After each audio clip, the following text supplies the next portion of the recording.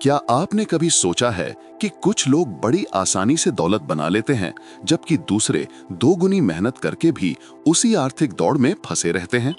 अगर आपकी उम्र 40 से ज्यादा है और असली आर्थिक सुरक्षा आज भी एक सपने जैसी लगती है, तो आप अकेले नहीं हैं। यहाँ वो बात है जिसकी पुष्टि खुद वॉरेन बफे ने की थी। ज्यादातर लोग ये कभी नहीं समझ पाते कि दौलत बड़ी वित्तीय गलतियों से बर्बाद नहीं होती, बल्कि ये तो चुपचाप उन रोज की छिपी हुई आदतों से खत्म हो जाती है, जो दिखने में तो जिम्मेदार लगती हैं, पर असल में आपकी दौलत की दुश्मन है। ये आदतें एक ऐसे सिस्टम को मजबूत करती हैं जो आपके पैसे को आपकी जेब से बाहर निकालने के लिए ही बनाया गया है। आज मैं उन 7 छिपी हुई आदतों का पर्दाफाश कर रहा हूं जो चुपचाप आपकी दौलत को नष्ट कर रही हैं। आदत नंबर 7 पर खास ध्यान दीजिएगा। ये सबसे ज्यादा नजरअंदाज की जाने वाली आदत है, लेकिन ये आपको बाकी सभी आदतों से ज्यादा महंगी पड़ सकती है। चलिए इन फाइनेंशियल टाइम बम्बों को खोज निकालते हैं जो आपकी दौलत की राह में बाधा बन रहे हैं। आदत नंबर 1, आराम के लिए खर्च करना, कंफर्ट स्पेंडिंग। आपको वो एहसास तो पता ही होगा जब ऑफिस में एक बहुत बुरे दिन के बाद आप घर आते हैं, फ्रिज खोलकर देखते हैं और कुछ भी अच्छा खाने लायक नहीं दिखता, तो आप तुरंत अपना फोन उठाते हैं और 500 रुपए की बिरयानी या 700 रुपए का पिज्जा ऑर्डर कर देते हैं। आप खुद से कहते हैं, मैं इसके लायक हूं, आज मैंने बहुत मेहनत की है। लेकिन सच ये है, जिसके बारे में कोई बात नहीं करता, कि ये छोटी सी खुशी देने वाली खरीदारी ही चुपचाप आपकी दौलत को खत्म कर रही है। कंफर्ट स्पेंडिंग तब होती है जब आप चीजें जरूरत के लिए नहीं, बल्कि तनाव, बोरियत या थकान मिटाने के लिए खरीदते हैं। और अगर आप 40 से ऊपर के हैं, तो ये आदत और भी खतरनाक हो जाती है, क्योंकि आपके पास आर्थिक रूप से उबरने के लिए समय बहुत कम होता है। चलिए अब असली हिसाब किताब करते हैं। हफ्ते में 5 दिन 300 रुपए वाली एक स्पेशल कॉफी का मतलब है साल का लगभग 78,000 रुपए। इसमें हफ्ते में 3 बार जोमाटो या स्विगी से 500 रुपए का ऑर्डर जोड़ लीजिए, ये 78,000 रुपए और हो गए। और फिर अमेज़न या फ्लिपकार्ट पर हर महीने होने वाली 4,000 रुपए की अचानक खरीदारी को भी मिला लें तो ये 48,000 रुपए और बन जाते हैं। कुल मिलाकर लगभग 2 लाख रुपए हर साल हवा में गायब हो रहे हैं। अब जरा कल्पना कीजिए कि यही 2 लाख रुपए हर साल किसी सामान्य से निफ्टी 50 इंडेक्स फंड में निवेश किए जाएं, जो औसतन 12% का रिटर्न देता है। 10 सालों में आपके पास लगभग 40 लाख रुपए होंगे और 20 सालों में ये रकम 1.5 करोड़ रुपए से भी ज्यादा होगी। वो कॉफी आपको 300 रुपए की नहीं पड़ रही, वो आपके रिटायरमेंट की कीमत पर मिल रही है। असली समस्या पैसा नहीं, बल्कि आपके इमोशंस हैं जो इस खर्च को करवाते हैं। मैं चाहता हूं कि आप एक आसान सा टेस्ट करें। अगली बार जब आपको कुछ खर्च करने की तीव्र इच्छा हो तो खुद से पूछें, क्या मैं भूखा, गुस्से में, अकेला या थका हुआ हूं? ज्यादातर आवेग में की गई खरीदारी तब होती है जब हम इनमें से किसी एक भावना से गुजर रहे होते हैं। आपके दिमाग ने ये सीख लिया है कि पैसा खर्च करने से कुछ देर के लिए बेचैनी कम हो जाती है। ये एक ऐसे घाव पर बैंडेड लगाने जैसा है जो कभी भरता ही नहीं, और हर बैंडेड आपकी आर्थिक आजादी की कीमत पर आ रहा है।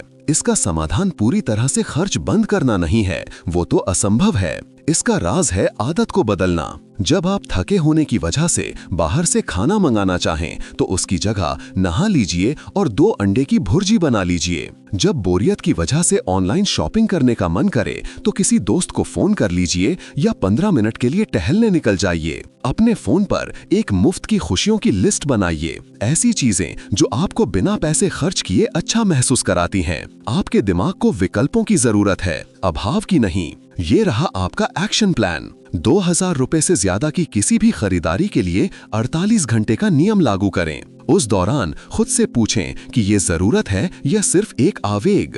एक अलग बैंक अकाउंट बनाइए जिसका नाम आजादी फंड रखें, और जब भी आप किसी फिजूल खर्ची को करने से खुद को रोकें, तो वो पैसा उस अकाउंट में ट्रांसफर कर दें। पैसे को बढ़ते हुए देखना किसी भी अस्थायी खरीदारी से कहीं ज्यादा संतुष्टि देता है। अपनी आराम वाली खरीदारी के लिए नकद का इस्तेमाल करें। जब वो खत्म हो जाए तो खर्च भी खत्म। आप अपने आराम के लिए बिना खर्च किए क्या करते हैं? नीचे कमेंट्स में अपना फ्री प्लेजर लिस्ट का आइडिया शेयर करें।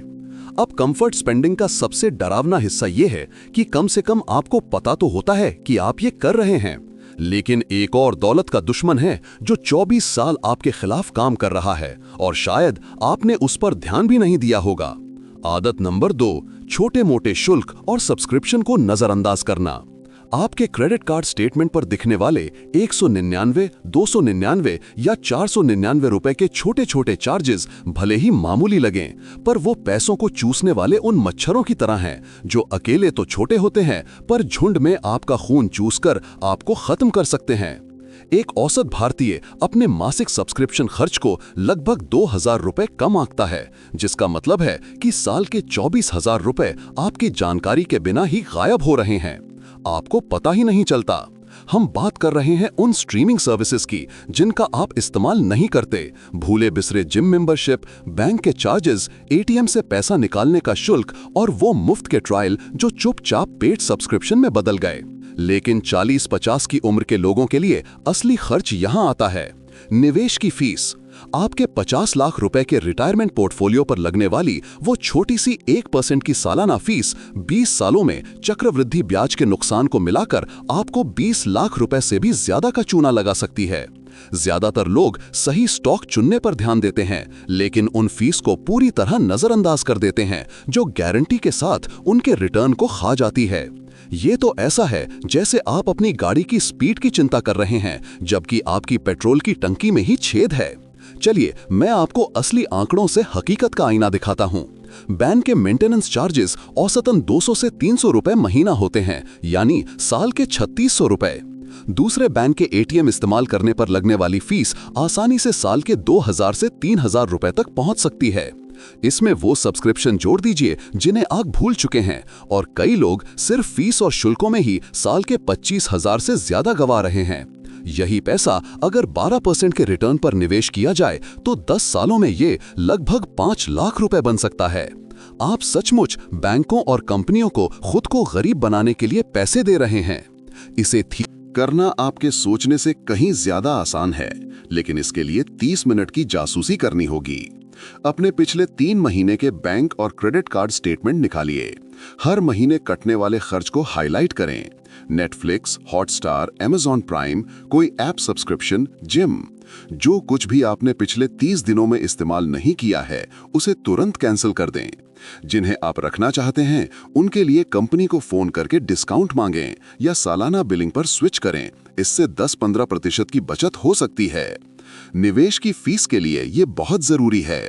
अपने म्यूचुअल फंड और यूलिप्स के एक्सपेंस रेशियो, खर्च अनुपात की जांच करें। अगर आपके रेगुलर फंड का एक्सपेंस रेशियो 1% से ज्यादा है तो आप बहुत ज्यादा पैसे दे रहे हैं। डायरेक्ट फंड में स्विच करने पर विचार करें। अगर आप किसी फाइनेंशियल एडवाइजर के साथ काम कर रहे हैं तो उनसे सीधे पूछें, मैं आपको कुल मिलाकर साल की कितनी फीस दे रहा हूं। उन्हें गोलमोल जवाब न देने दें। आपका भविष्य इस एक बातचीत के लिए आपको धन्यवाद देगा। हर महीने एक फीस ऑडिट का नियम बनाएं।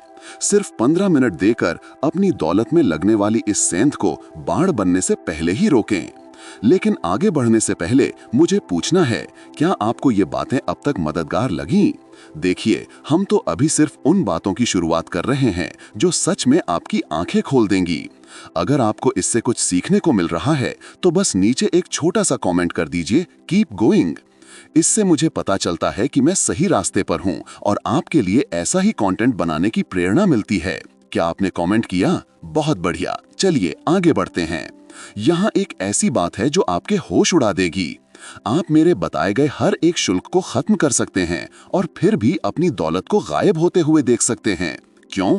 क्योंकि एक मनोवैज्ञानिक जाल है जो पैसे खोने से भी ज्यादा खतरनाक है। ये है समय खोने का जाल। आदत नंबर 3, वित्तीय टालमटोल, फाइनेंशियल प्रोक्रेस्टिनेशन। एक कड़वा सच सुनिए, हर वो दिन जब आप जरूरी वित्तीय फैसलों को टालते हैं वो आपको असली पैसों का नुकसान करा रहा है। वित्तीय टालमटोल आलस के बारे में नहीं है, ये विकल्पों की अधिकता से घबरा जाने और ये न समझ पाने के बारे में है कि शुरू कहां से करें। लेकिन 40 की उम्र के बाद आपके पास उतना समय नहीं होता जितना युवाओं के पास है। हर महीना जो आप निवेश करने, अपना बीमा अपडेट करने या रिटायरमेंट की योजना बनाने में देरी करते हैं, वो पैसा है जो आपको कभी वापस नहीं मिलेगा। चलिए मैं आपको देरी का क्रूर गणित दिखाता हूं।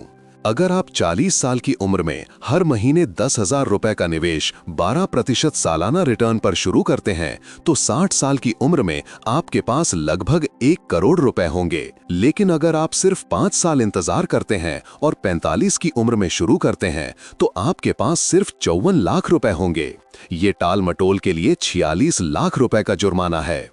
यही कारण है कि समय आपका सबसे शक्तिशाली वित्तीय हथियार है और टाल मटोल सचमुच आपके भविष्य की दौलत चुरा रहा है। इंतजार करने से आप जिस चक्रवृद्धि ब्याज को खो देते हैं उसे बाद में कितना भी ज्यादा निवेश करके वापस नहीं पाया जा सकता। जिन चीजों को लोग सबसे ज्यादा टालते हैं वही सबसे ज्यादा मायने रखती हैं। रिटायरमेंट प्लानिंग, वसीयत बनाना, बीमा की समीक्षा और कर्ज चुकाने की रणनीति।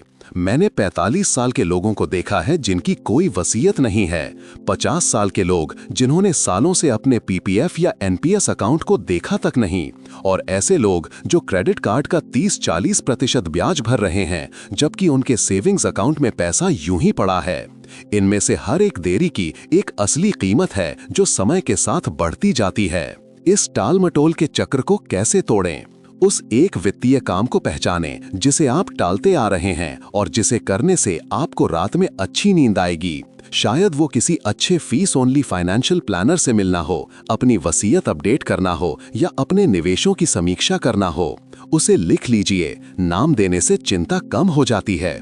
फिर उसे 10-15 मिनट के छोटे छोटे कामों में तोड़ दीजिए। जैसे रिटायरमेंट की योजना बन जाता है, अपना मौजूदा NPS/EPF बैलेंस देखें, ऑनलाइन रिटायरमेंट कैलकुलेटर का उपयोग करें, एक लक्ष्य निर्धारित करें, एडवाइजर से बात करने के लिए अपॉइंटमेंट लें, एक डेडलाइन तय करें और किसी को इसके बारे में बता दें। सामाजिक जवाबदेही चमत्कार करती है। 5 मिनट का नियम अपनाएं। अगर कोई काम बहुत बड़ा लगे तो सिर्फ 5 मिनट करने का वादा करें। अक्सर इतना ही गति बनाने के लिए काफी होता है। आपके भविष्य की दौलत आज आपके द्वारा उठाए गए कदमों पर निर्भर करती है, उस उत्तम योजना पर नहीं जो आप किसी दिन बनाएंगे। विडंबना देखिए, जिन फैसलों से हम अमीर बन सकते हैं उन्हें हम टालते हैं, और जो फैसले हमें गरीब रखते हैं उन्हें हम फौरन ले लेते हैं। और गलत फैसलों की बात करें जो जिम्मेदार लगते हैं तो आती है आदत नंबर 4, नियमित रूप से अपनी बीमा की समीक्षा न करना। ज्यादातर लोग एक बार बीमा खरीदकर उसे दोबारा कभी नहीं देखते और ये दौलत का एक बहुत बड़ा दुश्मन है। आपकी जिंदगी लगातार बदलती है लेकिन आपका बीमा समर में जमा रहता है। हो सकता है आप ऐसे कवरेज के लिए पैसे दे रहे हो जिसकी आपको जरूरत नहीं, या आप डिस्काउंट से चूक रहे हो, या सबसे बुरा, जब आपको सुरक्षा की सबसे ज्यादा जरूरत हो तब आप अंडर इंश्योर्ड हो। भारतीय सिर्फ इसलिए अपनी गाड़ी के बीमा के लिए हजारों करोड़ रुपए ज्यादा भरते हैं क्योंकि वे हर साल पॉलिसी रिन्यू करते वक्त ऑनलाइन तुलना नहीं करते। जब आप अपने बीमा को नजरअंदाज करते हैं तो ये होता है, आप पुरानी जानकारी के आधार पर एक पुराने कवरेज के साथ रह जाते हैं। 5 साल पहले वाली वो कार पॉलिसी शायद वो आपके पुराने पते और ड्राइविंग रिकॉर्ड पर आधारित है। आपका होम इंश्योरेंस शायद आज घर बनाने की लागत को नहीं दर्शाता, जिससे किसी आपदा की स्थिति में आपको भारी नुकसान हो सकता है। वहीं आप बंडलिंग, सुरक्षित ड्राइविंग या होम सिक्योरिटी सिस्टम जैसे डिस्काउंट से चूक सकते हैं जो आपको सालाना हजारों रुपए बचा सकते हैं। दौलत का असली दुश्मन अपर्याप्त स्वास्थ्य बीमा या टर्म इंश्योरेंस है। भारत में परिवारों के दिवालिया होने का एक बड़ा कारण मेडिकल खर्चों का कर्ज है। एक गंभीर बीमारी या दुर्घटना आपकी दशकों की बचत को खत्म कर सकती है अगर आप ठीक से सुरक्षित नहीं हैं। फिर भी लोग एक नया टीवी खरीदने पर जितना रिसर्च करते हैं उतना अपने हेल्थ इंश्योरेंस विकल्पों की समीक्षा करने में नहीं करते। ये रही आपकी सालाना बीमा ऑडिट की रणनीति। साल में एक बार अपनी हर पॉलिसी की समीक्षा करें। गाड़ी, घर, स्वास्थ्य, जीवन और विकलांगता बीमा, हर एक के लिए 4 सवाल पूछें। क्या ये कवरेज मेरी मौजूदा स्थिति के लिए अभी भी पर्याप्त है? क्या मुझे यही कवरेज कहीं और कम पैसे में मिल सकता है? मैं कौन से डिस्काउंट का फायदा नहीं उठा रहा हूँ? क्या मुझे प्रीमियम कम करने के लिए अपना डिडक्टिबल एडजस्ट करना चाहिए? हर 1-2 साल में पॉलिसी की ऑनलाइन तुलना जरूर करें। लाइफ इंश्योरेंस और रिटायरमेंट खातों में नॉमिनी को अपडेट करना न भूलें, क्योंकि पुरानी जानकारी आपके परिवार के लिए कानूनी मुसीबतें खड़ी कर सकती है। बीमा सिर्फ सुरक्षा नहीं है, ये दौलत का संरक्षण है। बीमा आपकी दौलत को बाहरी खतरों से बचाता है, लेकिन उस अंदरूनी खतरे का क्या जो आप दूसरों को प्रभावित करने की कोशिश में खुद पैदा करते हैं। अगली आदत सामाजिक रूप से इतनी स्वीकार्य है कि उसे दौलत का दुश्मन कहना लगभग अपमानजनक लगता है। आदत नंबर 5, दिखावे की जिंदगी जीना, कीपिंग अप विद अपीयरेंसेस। एक असहज सच ये है कि सफल दिखने का दबाव 40 से ज्यादा उम्र के लोगों के लिए दौलत का सबसे बड़ा दुश्मन है। आप जीवन के उस मुकाम पर पहुंच चुके हैं जहां आपसे उम्मीद की जाती है कि आपके पास सब कुछ होगा। एक अच्छी बड़ी गाड़ी, एक सुंदर घर, ब्रांडेड कपड़े, विदेश में छुट्टियां। लेकिन जो आपको कोई नहीं बताता वो ये है, अमीर दिखना और आर्थिक रूप से आजाद होना अक्सर दो बिल्कुल विपरीत चीजें होती हैं। आप अपनी छवि बनाए रखने के लिए जितना ज्यादा खर्च करते हैं, आप असली वित्तीय सुरक्षा से उतना ही दूर चले जाते हैं। ये आदत हर जगह दिखती है। हर कुछ सालों में अपनी कार को अपग्रेड करना, एक बड़े घर में जाना क्योंकि इस उम्र में इतना तो होना ही चाहिए, दोस्तों के साथ बराबरी करने के लिए छुट्टियों पर ज्यादा खर्च करना, या एक ऐसी जीवन शैली के लिए क्रेडिट कार्ड का इस्तेमाल करना जिसे आप वास्तव में अफोर्ड नहीं कर सकते। भारत में एक औसत कार लोन की ईएमआई अब 15,000 रुपए प्रति माह से ज्यादा हैं। ये सालाना 1.8 लाख रुपए एक ऐसी संपत्ति पर खर्च हो रहे हैं जिसकी कीमत लगातार घट रही है, सिर्फ एक छवि बनाए रखने के लिए। कई सर्वे बताते हैं कि लगभग आधे भारतीय दोस्तों या सामाजिक ट्रेंड्स के साथ तालमेल बिठाने के लिए कर्ज में डूबे हैं। जरा सोचिए, हम में से लगभग आधे लोग असल में अमीर दिखने के लिए उधार ले रहे हैं। वहीं स्टडीज बताती हैं कि दुनिया के 88% करोड़पति खुद बने हैं और उनमें से ज्यादातर साधारण गाड़ियां चलाते हैं और अपनी आय से कम में रहते हैं। जिन लोगों के पास वास्तव में पैसा होता है, उन्हें इसे हर समय दिखाने की जरूरत महसूस नहीं होती। एक रियलिटी चेक एक्सरसाइज कीजिए। अपनी पिछली 3 बड़ी खरीदारी को देखें और खुद से पूछें, अगर इसे कोई नहीं देखता तो क्या मैं तब भी इसे खरीदता? ईमानदार रहिए। आपका कितना खर्च इस बात से प्रेरित है कि दूसरे क्या सोचेंगे, बनाम इस बात से कि ये वास्तव में आपके जीवन में क्या मूल्य जोड़ता है। वो 2 लाख की विदेश यात्रा जो आपने क्रेडिट कार्ड पर की ताकि शानदार फोटो पोस्ट कर सकें, अगर उसे 12% पर निवेश किया जाता तो 5 साल में वो 3.5 लाख रुपए से ज्यादा होते। आप अस्थायी तारीफ के लिए अपने भविष्य की आजादी का सौदा कर रहे हैं। इसका समाधान है गुप्त धन, स्टेल्थ वेल्थ को अपनाना, सादगी से रहते हुए असली वित्तीय सुरक्षा बनाना। आपके लिए सफलता का असली मतलब क्या है, इसे परिभाषित करें, न कि समाज जो कहता है उसे माने।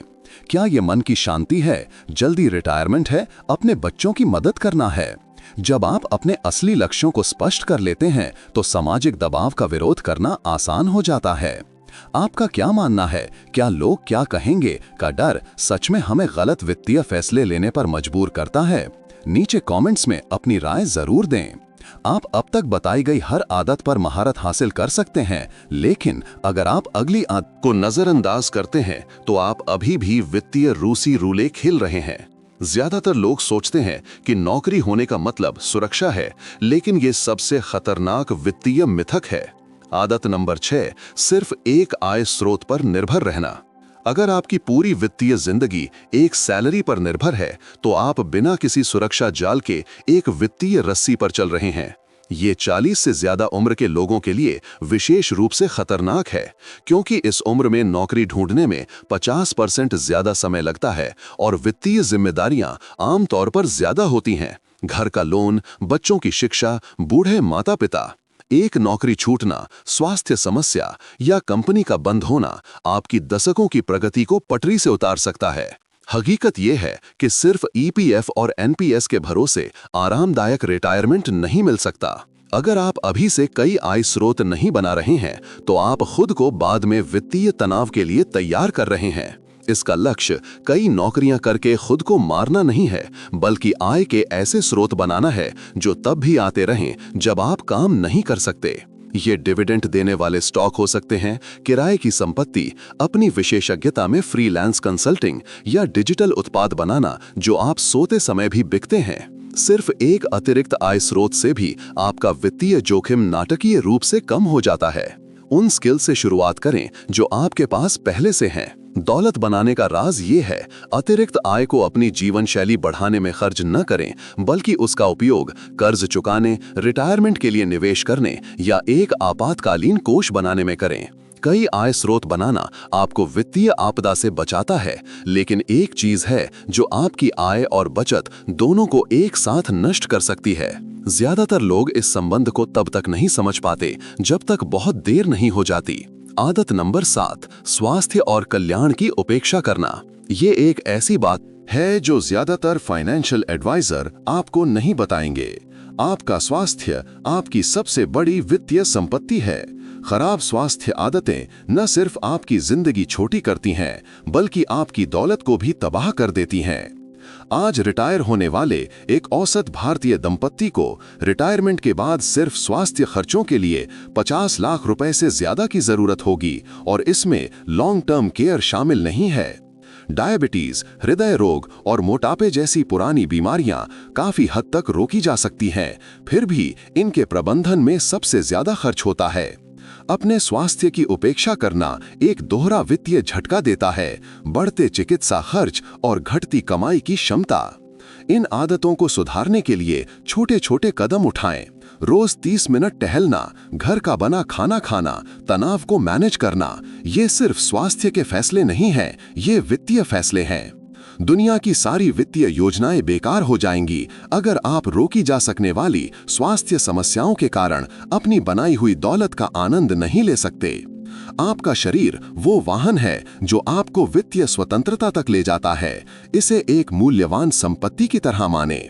ये 7 आदतें भले ही अलग अलग छोटी लगें, लेकिन साथ मिलकर ये आपके जीवन काल में आपको करोड़ों रुपए का नुकसान पहुंचा सकती हैं। अच्छी खबर यह है कि अब जब आप जानते हैं कि क्या देखना है, तो आप उन बदलावों को करना शुरू कर सकते हैं जो आपकी दौलत की रक्षा करेंगे और उसे बढ़ाएंगे। प्रोबफ HQ पर हमारा यही मिशन है कि हम आपको वो ज्ञान दें जिससे आप अपनी मेहनत की कमाई को सही दिशा दे सकें। अगर इस वीडियो ने आपकी आंखें खोली हैं और आपको अपने वित्त के बारे में कुछ नया सिखाया है, तो नीचे कमेंट्स में इसे 1 से 10 के पैमाने पर रेटिंग दें। आपकी प्रतिक्रिया मुझे आप जैसे गंभीर लोगों के लिए बेहतर कंटेंट बनाने में मदद करती है, जो असली दौलत बनाने के लिए प्रतिबद्ध हैं।